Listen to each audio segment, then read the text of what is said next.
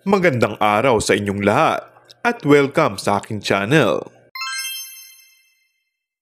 Ikinuwento ni It's Showtime host na si Kim Chu ang naramdaman niya sa likod na nag-viral na eksena nila ng co-star niyang si Paolo Abilino sa What's Wrong with Secretary Kim.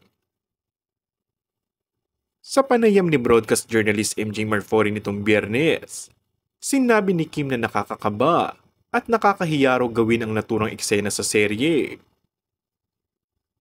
Nakakaloka ang sinabi ni It's Showtime Kim tungkol sa kissing scene nila ng co-star niyang si Paolo Abilino. Nagbiro pa si Kim na kung tumagal daw ang tukaan nila ni Paolo sa loob ng cabinet ay baka maging sila na. Siyempre nakakakaba gawin yung eksena na yun. Saka parang nahiya rin ako sa dalagang Pilipina.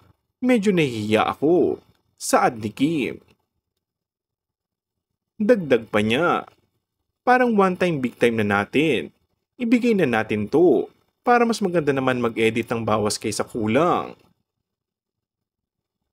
Ang eksenang tinutukoy ni Kim ay ang kissing scene nila ni Paolo habang nasa loob ng cabinet na talaga namang nakakawindang at kinakiligan ng mga fans.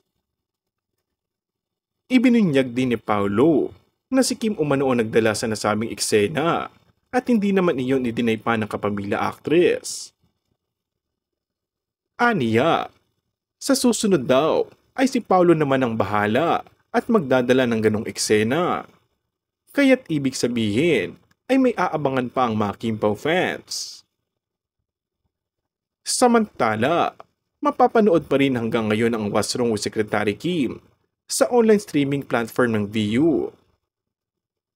Dahil sobrang lakas talaga ng Kim Pao Love Team ni na Kim Chiu at Paolo Abilino. Dahil simula next weekend ay araw-araw na silang mapapanood sa Primetime TV. And that's all for our today's video. Kung bago ka lang sa aking channel ay mag-subscribe at pindutin na rin ang notification bell. Maraming salamat!